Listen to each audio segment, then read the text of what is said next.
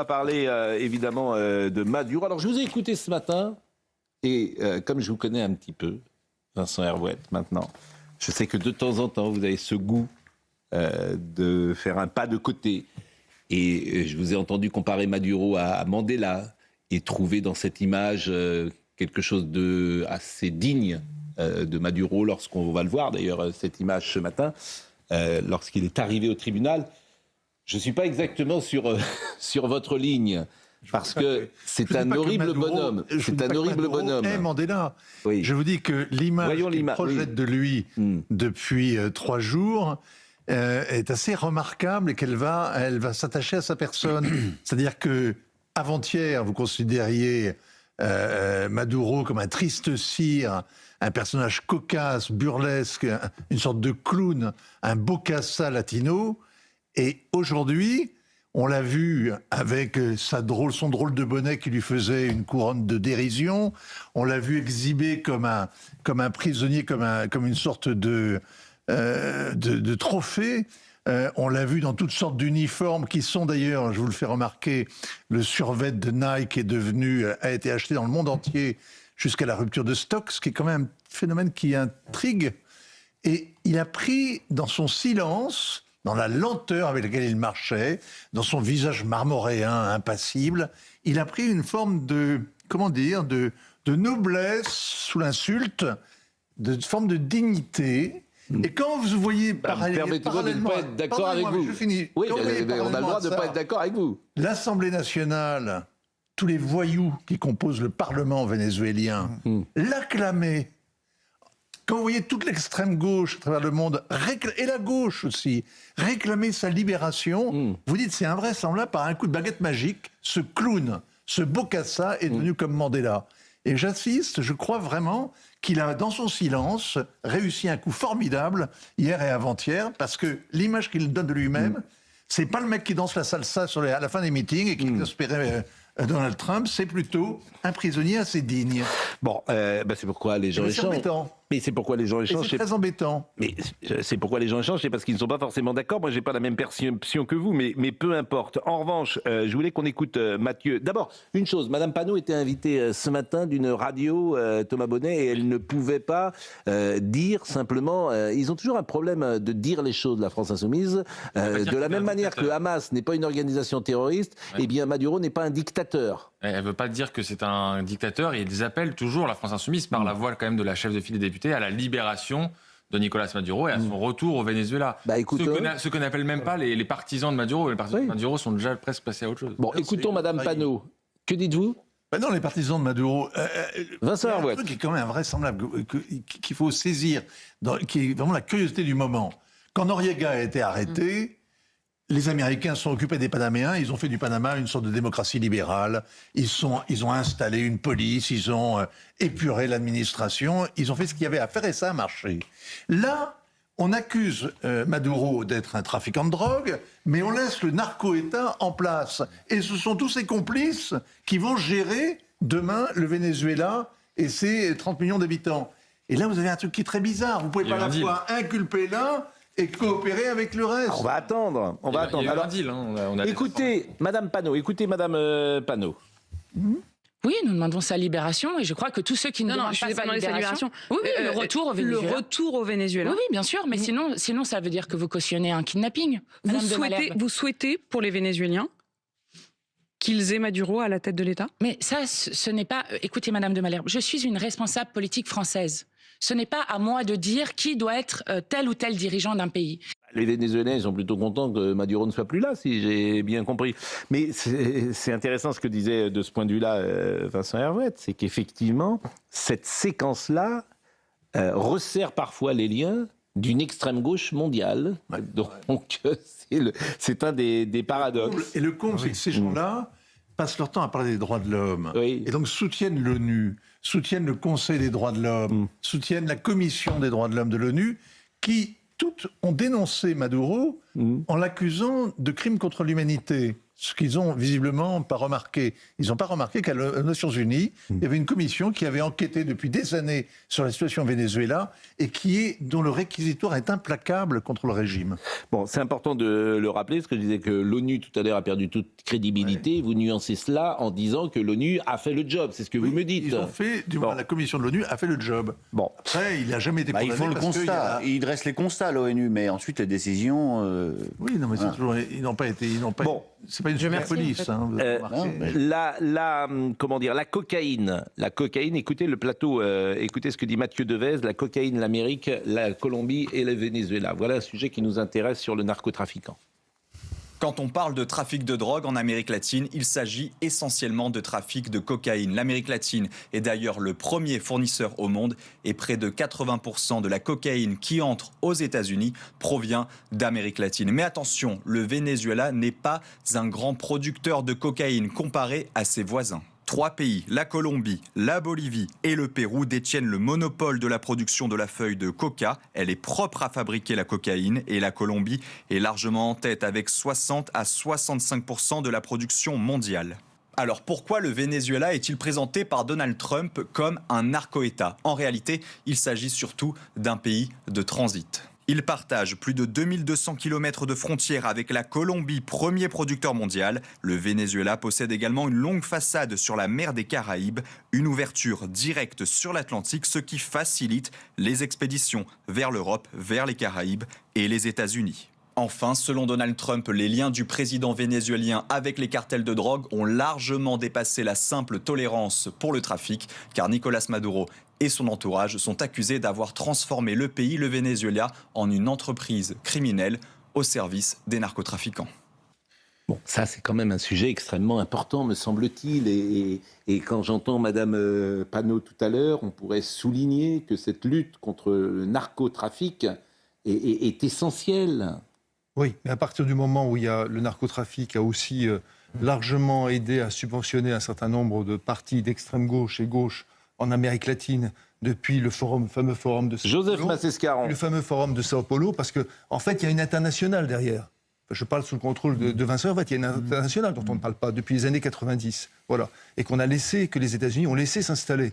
Et cette internationale, elle marche main dans la main avec les narcotrafiquants. Bon, on parlera évidemment tout à l'heure des réactions françaises, ce qui est intéressant aussi, parce qu'Emmanuel Macron avait fait un premier tweet, sans ambiguïté aucune, où il était pro-Trump. Et il se retrouvait avec Giorgia Meloni, et même avec des réactions, on en a parlé hier, comme Gabriel Attal. Et puis, ce tweet, vous l'avez vu. Et Trump a repris son tweet. Exactement, Trump a repris ce tweet. Et puis Maud Bréjon, qu'on va entendre dans une seconde, Maud Bréjon, hier, a nuancé. Donc on est vraiment, Thomas Bonnet, dans ou le en même temps ou dans le en deux temps, si vous préférez. Le en deux temps cette fois-ci, ouais. C'est le en deux temps. Donc comment expliquer cela ? Je pense que dans un premier temps, l'idée pour Emmanuel Macron, on l'a dit hier, c'était d'apparaître comme un peu complaisant vis-à-vis de Donald Trump. Il n'avait pas envie d'ouvrir un front diplomatique. Et puis après, je pense qu'il a vu les réactions en Europe. Vous pensez que c'est ça ? Et je pense qu'il a vu les déclarations sur le Groenland. C'est-à-dire qu'en fait, quand Donald Trump dit on va prendre le Groenland, Emmanuel Macron ne peut pas dire qu'il est aligné avec Donald Trump. Sinon, derrière, ça va être compliqué. Charlotte Dornelas, qui n'a pas parlé. Il y a la question de Maduro et de ce qui est fait de Maduro et de la situation au Venezuela. Et il y a la question du principe et de ce que ça pourrait engendrer. Je suis absolument d'accord. Quand vous voyez la question du Groenland, que vous imaginez la Chine demain à Taïwan, que vous voyez déjà la Russie en Ukraine, le principe, vous êtes un peu embêté quand même. C'est pas selon qu'on décide que là c'est bien, là c'est pas bien, etc. Donc c'est la question initiale du principe sur le terrain du droit international qui est foulée aux pieds depuis des années et des années. Hein. C'est pas depuis 3h30, mais simplement c'est évidemment ça qu'a rattrapé Emmanuel Macron. Bon, Fabien Roussel, qui est l'héritier du Parti communiste, qui est l'héritier de ceux qui ont gouverné dans le temps. Bon, de la même manière qu'il y a 60 ans, on ne disait pas que Staline était un dictateur, de la même manière, on ne dit pas que Maduro n'est pas un dictateur. C'est leur logique. On a montré hier la une de l'Humanité de Staline il y a 50 ans. Écoutez Fabien Roussel, ce qu'il a dit, c'est le secrétaire général du PC. Aujourd'hui, de savoir si M. Maduro est un dictateur ou pas, excusez-moi, mais c'est bête. C'est une bêtise sans nom. Si demain... Non, je trouve pas. Je vais être cash avec vous. Si demain Trump annexe le Groenland, pour mettre la main sur les terres rares de ce pays. Et il a dit qu'il le ferait dans les 20 jours. Est-ce que vous direz que c'est parce que le Danemark... Vous me direz que parce que le Danemark est une monarchie, et donc il faut une transition pacifique, parce que ce n'est pas une démocratie, c'est une monarchie. Non mais vous vous rendez compte de la bêtise de cette question? Débattre de savoir... Non seulement je me rends pas compte, mais je vais vous la reposer. Est-ce que vous vous réjouissez pas de la chute d'un dictateur? Je ne me réjouis pas de l'agression d'un pays par les États-Unis, une agression militaire et du kidnapping de son président en exercice. Le communisme au pouvoir, ça produit toujours les mêmes effets, un appauvrissement général, des libertés entamées, des opposants emprisonnés et des gens qui sont exilés. Depuis toujours. Monsieur Fabien Roussel, c'est le Parti communiste, ça doit être le dernier parti communiste d'Europe. C'est ces gens-là, et on va revoir, il faudrait la passer tous les jours, la une de l'humanité. Quand Staline est mort, ce sont les mêmes. Ça, c'est l'humanité d'hier. D'ailleurs, Trump preneur d'otages. Et il y a 50 ans, c'était deuil pour tous les peuples, le grand Staline. Ce sont les mêmes. Donc, si monsieur Roussel, en 53, était né et avait existé, il aurait été stalinien. C'est comme ça, puisque tout le PC était stalinien. Ils sont indécrottables. Donc, c'est tout.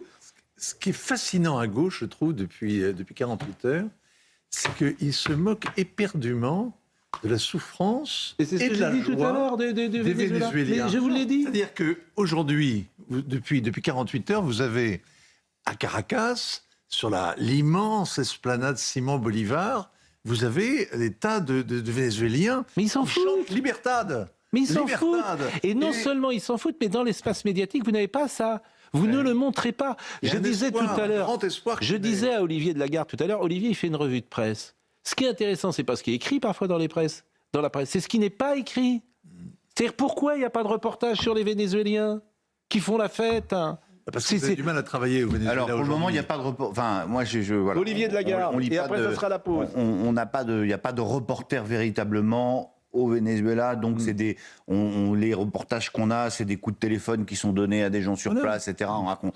Voilà, je pense que on marque une pause. Sur le fond, vous avez raison. On marque une pause et il y a des choses qu'on n'a pas envie de montrer. Hein. Et dans le Figaro, il y a un excellent entretien avec Elisabeth Burgos. Les États-Unis n'ont pas envahi le Venezuela, ils sont intervenus contre une bande de mercenaires. Il y a une page complète dans le Figaro.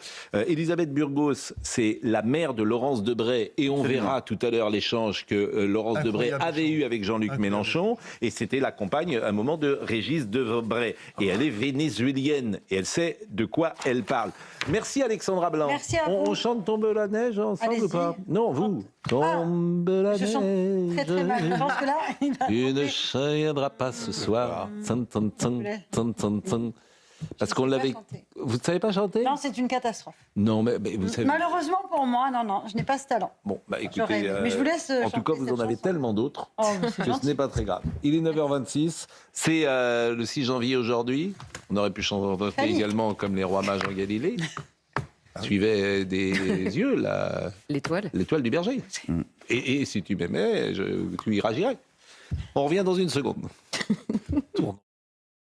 Je voulais vous faire écouter le sujet de Michael Dos Santos et vous allez pouvoir l'écouter sur l'antenne d'Europe 1 à 9h35. C'est un sujet de Michael Dos Santos qui revient sur la journée d'hier avec ce juge. Alors moi, ça m'a étonné, un juge de 92 ans. Ça vous étonne pas, vous, un juge de 92 ans? Non, il y a quoi avec le temps, la sagacité, la sagesse. Voilà. J'ai quand même été très étonné qu'il y ait encore des juges. Oui, alors il y a sa photo d'ailleurs. Je pense que Marine Lançon va nous montrer la photo. Je l'ai vue tout à l'heure dans la matinale de Romain Desarbres. Il a 92 ans. Vous voyez le sujet pour le moment de Michael. La retraite, je trouve. Alors la retraite, ça n'existe pas. Quelques heures après avoir capturé Nicolás Maduro, la Maison-Blanche lance sa communication hollywoodienne. Venga por mí. Aquí lo espero en Miraflores. No se tarde en llegar, cobarde. And now, if you don't know, now you know.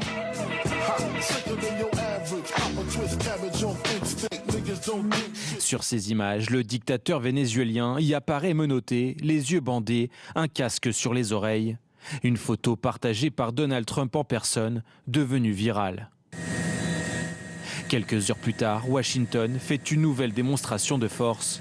Dès son arrivée aux États-Unis, Nicolás Maduro est filmé à la descente de l'avion, menotté, en jogging et entouré par des policiers américains. Détenu à Brooklyn, Nicolás Maduro réapparaît hier dans le ciel new-yorkais. Extrait de sa cellule, il est emmené dans un tribunal pour sa première comparution. Ces images spectaculaires sont diffusées sur les télévisions du monde entier. Devant le juge, Nicolás Maduro plaide non coupable notamment pour trafic de drogue. Prochaine audience et prochain épisode le 17 mars prochain. Alors, je vous parlais tout à l'heure d'Elisabeth Burgos. C'est donc la mère de Laurence Debray. Et on verra tout à l'heure l'échange que Laurence Debray, il y a quasiment 10 ans, avait eu avec Jean-Luc Mélenchon. Mais Elisabeth Burgos, elle est historienne, elle est anthropologue, elle est écrivain vénézuélienne. Elle a été proche de Fidel Castro au début de la révolution cubaine. Elle a ensuite travaillé pour Salvador Allende au Chili. Et depuis sa rupture avec le castrisme, elle n'a cessé d'alerter sur le caractère dictatorial du régime de Maduro. Et il y a une grande interview ce matin dans le Figaro que vous avez peut-être lu. J'étais certaine, dit-elle, qu'ils ne feraient pas une opération militaire comme ils ont pu le faire en Irak par le passé, d'autant que Trump avait promis lors de sa campagne électorale qu'il ne déclencherait pas de guerre et n'enverrait pas de soldats américains se battre. Les États-Unis ont opté pour une méthode proche de celle employée par Israël contre le Hezbollah, une opération claire, ciblée, sans perdre du côté de celui qui intervient. C'est vrai qu'il y a un parallèle et qui montre d'ailleurs la qualité des opérations américaines. Si vous demandez à la population vénézuélienne, c'est ça qui est intéressant, si vous demandez à la population vénézuélienne et cubaine s'ils veulent une intervention américaine, 90% des gens vont être pour. Voilà, c'est ça que je voudrais entendre dans la presse française. Et que le Figaro rapporte d'ailleurs. Mais parmi les observateurs, personne ne semble penser à cela. On pense au droit international, mais pas aux gens. Or, il y a quand même 8 millions de Vénézuéliens qui se baladent dans le monde car ils ont fui leur pays. Pour une raison, la souffrance du peuple vénézuélien est énorme, mais on fait comme si elle n'existait pas. Bon sang de bois, qu'est-ce qui fait qu'en France, les gens ne sont pas sur cette position? Alors, on le sait, c'est de l'idéologie. C'est-à-dire que l'extrême gauche veut changer notre système. L'extrême gauche ne veut plus du capitalisme. L'extrême gauche veut une nouvelle nomenclature pour avoir les postes, parce que manifestement, dans l'autre, ils ne les ont pas. Donc tout ça est cohérent. Et vous chauffez à blanc tout un électorat, c'est ce que fait la France insoumise. Mais 90% des gens sont pour une intervention américaine. Et c'est ce que je disais hier, pardonnez-moi, avec un peu de bon sens. Si on était, nous, sous le joug d'une dictature de ce type, on aimerait bien que les Américains interviennent. Ils l'ont déjà fait dans le passé. Et ils l'ont déjà fait dans le passé. Oui, voilà. Vincent Hervouet, je vous vois dodeliner comme si vous n'étiez pas tout à fait d'accord. C'est une affaire qui est un peu compliquée. Les Américains sont souvent intervenus en Amérique latine, dans leur zone d'influence, dans leur arrière-cour, comme ils disent, et ils ont joué avec les gouvernements comme un enfant joue avec des cubes. Ils ont mis toutes sortes de satrapes au pouvoir, les ont maintenus, les ont remplacés. Ça n'a pas été forcément très glorieux. Attendez. Mais je vous parle de ça, là. Je parle du Venezuela. Il y a eu un succès récent. C'est le Panama. Oui. Ils ont débarqué le trafiquant qui s'appelait Noriega, qui était autrefois leur homme, l'homme de la CIA, qui est devenu un homme des narcos, un narco lui-même, et ils l'ont remplacé. Et finalement, quand vous regardez avec 30 ans de recul, vous vous rendez compte que non seulement ils l'ont fait, mais ils l'ont bien fait. Ils ont installé une administration qui est à peu près propre, il y a des élections démocratiques. Au Venezuela, le seul argument par rapport à l'échec éclatant de l'économie vénézuélienne, le seul argument des chavistes, des bolivariens, c'est qu'ils sont victimes de l'Amérique. Ils sont victimes de l'embargo américain. Et aujourd'hui, quand vous voyez Maduro avec son visage impassible comme ça, comme une victime brandie comme un trophée, vous dites c'est formidable parce qu'il a la démonstration qu'il avait raison. Il est innocent, c'est QFD. Écoutez, moi je ne suis pas sur cette ligne-là, mais pensez-vous Moi j'attends que l'opposition vénézuélienne récupère le pouvoir, qu'ils arrivent à Caracas avec des élections libres. Et là on verra. Charlotte Dornelas ? Non, mais j'écoute. Et en effet, c'est l'avenir qui nous dira ce qu'il en est. Je pense que c'est difficile d'avoir un discours binaire sur la situation, quel qu'il soit. Bon, est ressorti hier l'extrait de la conférence de François Mitterrand qui date du 22 décembre 1989 et a fait référence précisément à ce dont vous parlez. Les États-Unis sont intervenus contre une dictature au Panama. Est-ce que vous approuvez ou vous condamnez cette intervention ? C'est François Mitterrand. Bon. Que répond-il ? J'ai déjà eu l'occasion de dire mon sentiment à ce propos. Il a été exprimé au Conseil de sécurité par l'ambassadeur de France qui représente notre pays. Ce type d'intervention militaire dans un pays souverain est toujours regrettable. Malheureusement, le chef d'État de ce pays s'est compromis d'une façon grave dans les affaires de drogue. Il y a une sorte de guerre latente contre les narcotrafiquants. Déjà, on est en 89. Des incidents multiples ont eu lieu, des assassinats de citoyens américains, des Américains qui se trouvent là en raison d'un accord passé entre le Panama et les États-Unis d'Amérique. On comprend que la situation soit difficilement supportable. Il y a là une distorsion entre un principe qui doit être respecté, où chaque peuple doit se déterminer lui-même, et une réalité dans laquelle intervient le respect de la vie. La drogue, c'est un phénomène devenu malheureusement universel. Voilà, j'ai dit ce que j'avais à dire et cela a été défendu par notre ambassadeur du Conseil de sécurité. Eh bien, ça, c'est de l'intervention. Je suis désolé, tout le monde... Comment Macron dit pas tellement autre chose. Exactement. Mais Emmanuel Macron était impeccable dans sa première intervention. Non, mais même dans la deuxième. Et là, excusez-moi, il vous dit que c'est quand même la distorsion d'un principe. Oui, mais entre légitimité... Pourquoi il dit ça? Pourquoi il dit ça, Mitterrand, à l'époque? Vous allez me le dire, manifestement, il y a un sous-texte. Parce qu'il n'a pas les fesses propres. Ah parce bon. que, ben oui. Non mais pardon, excusez-moi de vous expliquer que la politique c'est quelque chose. Pourquoi est-ce qu'il soutient les Américains? Parce que les Américains ont de quoi reprocher à Mitterrand une très grande complaisance vis-à-vis du régime de Noriega. Noriega blanchissait l'argent des narcos colombiens. Il blanchissait où ce pognon? Il le blanchissait notamment à Marseille, où sa fille était consul du Panama. Et Mitterrand a accroché au revers de M. Noriega le grade de commandeur de la Légion d'honneur 1 an avant que les Américains le fassent sauter.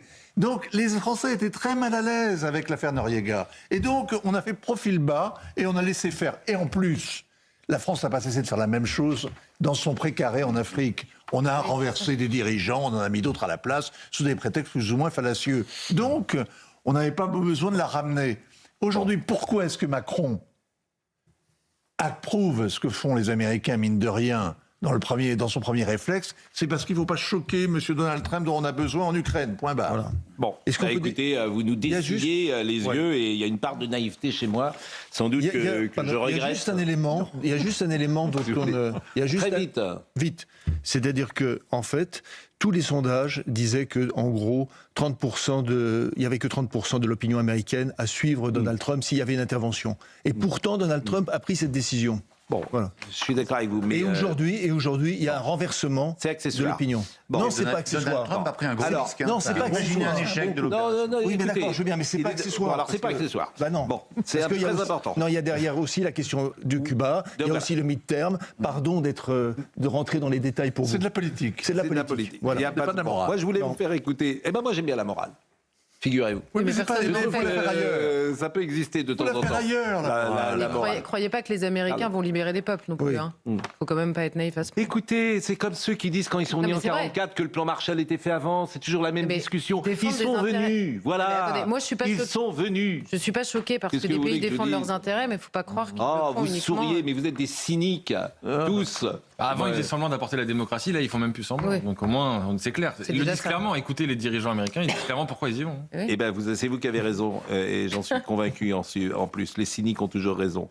Les cyniques, on constate le cynisme des autres. Enfin. Bon, écoutez Mélenchon. Alors, l'échange qu'on va voir là est extraordinaire. C'est Laurence Debray, qui est donc la fille de Régis Debray, et la fille également de la jeune femme historienne dont je vous ai parlé tout à l'heure, qui s'appelle Elisabeth Burgos. Elisabeth Burgos. Ça date de 2017. Le goujat qu'est Monsieur Mélenchon, la manière dont il lui parle, l'impolitesse, il ne la laisse pas terminer une phrase, la violence, le machisme, l'horrible discussion qu'il a avec elle, disons-le. C'est vraiment un comportement dégueulasse. Oui, disons-le. Tout autre homme politique qui ferait cet exercice serait... Bien sûr. Gérald Darmanin a été embêté pour moins que ça. Julien Audoul récemment pour moins que ça aussi. Bien sûr. Et exactement. Et bien malgré ça, ça passe parce que M. Mélenchon, c'est le privilège rouge. Il a tous les droits. Vous voyez cet échange avec Léa Salamé au centre. On est en 2017. La terre entière se met contre Venezuela et différentes personnes bien intentionnées et bien payées vont d'un plateau à l'autre pour expliquer que le Venezuela, c'est l'enfer. Le Venezuela est plein d'erreurs, comme toute société humaine. Mais on a voulu favoriser les pauvres. Et c'est pourquoi les très riches agressent Venezuela. Et à l'heure à laquelle on parle, les États-Unis d'Amérique essayent de truquer l'élection au Honduras. Mais on n'en parlera pas. Et ainsi de suite. Les États-Unis d'Amérique sont l'ennemi de toute l'Amérique latine qu'ils essayent de dominer, madame. Vous pourriez me laisser parler ? Vous pourriez me laisser parler ? On n'est pas au Venezuela ici. Ah bah justement. L'opposition a le droit de parler. Allez-y, Laurence Debré. Deuxième interpellation. Justement. Ma charme sur le Venezuela, parce que c'est mon pays. C'est pas votre pays. C'est son pays. Si c'était votre pays. Non, madame. J'y ai toute ma famille. Et alors, c'est pas une d'ailleurs, raison. on m'interdit d'y Vous aller. êtes une opposante, vous avez le droit. Mais essayez pas de vous mettre Mais les pourquoi le habits. dialogue n'est pas possible avec vous? Oui, non, madame, on peut pas parce que je suis d'essence dictatoriale, c'est bien connu, comme mon ami Mais Hugo vous le Chavez, prouvez. et ainsi de suite. Vous le prouvez? Madame, oui, je le prouve. Je suis d'accord. Je suis d'accord avec votre attaque. Continuez à lire les papiers que vous avez reçus parce que, comme ça. Vous Oui. pensez sérieusement Oui, madame. que je suis incapable de vous expliquer ce qui se passe Je dans pense ce que pays vous êtes capable de répéter des éléments de langage qui sont organisés par l'opposition. C'est méprisant, Parce que ce j'en que ai vous par-dessus. Oui, c'est méprisant. C'est méprisant à l'égard de Laurence Oui, madame, Debré. j'en ai par-dessus la tête de ce genre de numéro. Chaque fois que je vais quelque part, je me tape Venezuela. On va faire une boîte, vous savez, comme les vaches qui font meuh, là. Meuh, Mais comme c'était Mélenchon. pourtant dans votre Venezuela. Vive les États-Unis, à bas Venezuela, le chavisme. Non, mais je Vive ne les parle riches, pas à bas des les pauvres. États-Unis. Les Américains J'aimerais bien n'ont savoir rien dans au quel quartier ils Venezuela. habitent les vôtres. C'est formidable l'indulgence dont l'indulgence humaine, là, hein, comportementale. On n'est même pas sur les idées politiques, Charlotte. Hein. Mais c'est comme lorsque vous aviez été attaqué par France Inter. Personnellement, souvenez-vous, c'est toujours pareil. C'est-à-dire que l'extrême gauche a tous les droits de mal se comporter. Il se conduit comme un monsieur Manon Boucher, tout simplement. C'est très vulgaire, il est très machiste. C'est très contre-productif. Oui. Et en revanche, oui, c'est contre-productif. Bah, finalement, pas tant que ça. entendu. Charlotte, qu'est-ce que ça vous Non, mais inspire c'est excessivement désagréable. En effet, en tout cas, sur moi, c'est très contre-productif. Ça donne même pas envie de l'écouter. Il est odieux, quoi. Je peux pas dire autre chose. Mais c'est pas contre-productif, tout simplement aussi parce que c'est révélé dans l'émission. Le public a été choisi par Jean-Luc Mélenchon. Vous êtes quand même sur une télévision publique et le public est composé de sympathisants de Jean-Luc Mélenchon. Donc la moindre chose qu'il dit est acclamée ou applaudie. À un moment donné, d'ailleurs, Léa Salamé va se tourner, va dire arrêtez avec vos partisans, parce que c'est juste fou. C'est juste fou qu'un homme politique arrive dans une émission comme ça avec ses partisans. Et moi, j'admire Laurence Debré qui se tient comme ça, avec le sourire, avec une grande dignité elle-même, et au milieu de la camarilla. Non, mais elle est quand très vous vous retrouvez courageuse. face à Mélenchon, allez donc plaider. Ils ont tous peur. Allez donc affronter un homme comme Mélenchon avec en plus une claque qui l'approuve. Voilà. C'est pas si évident. Dans cette corrida, elle est très courageuse. Sauf que lui, attention, hein, Éric Nolot, il n'a jamais voulu l'affronter. Il affronte que des gens dont il sait qu'ils ne vont pas lui tenir tête. Hein.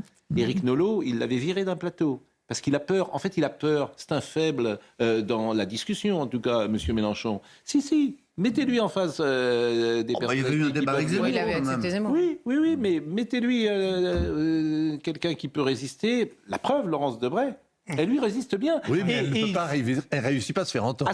Sauf qu'il sort de ses gonds. Elle le fait sortir de ses gonds. À la fin, il lui tourne le dos. Je suis désolé, elle le fait sortir. Parce qu'elle est calibrée, elle est cortiquée, elle a des arguments. Et c'est lui qui est en mauvaise posture, parce qu'il se révèle qui il est. Je suis désolé de vous le dire. Et Laurence Debré, c'est elle qu'il faut inviter, effectivement, face à Jean-Luc Mélenchon. Parce qu'il est très en difficulté, en tout cas. C'est important de voir la date de cet extrait, c'est novembre 2017. Novembre, c'est-à-dire c'est après sa défaite à la présidentielle, et c'est le moment où il va enclencher la fameuse stratégie de la conflictualité. Là, c'est le début. Là, c'est le moment où il va commencer à devenir le Jean-Luc Mélenchon outrancier qu'on connaît. Bon, voilà ce qu'on pouvait dire sur tous ces sujets.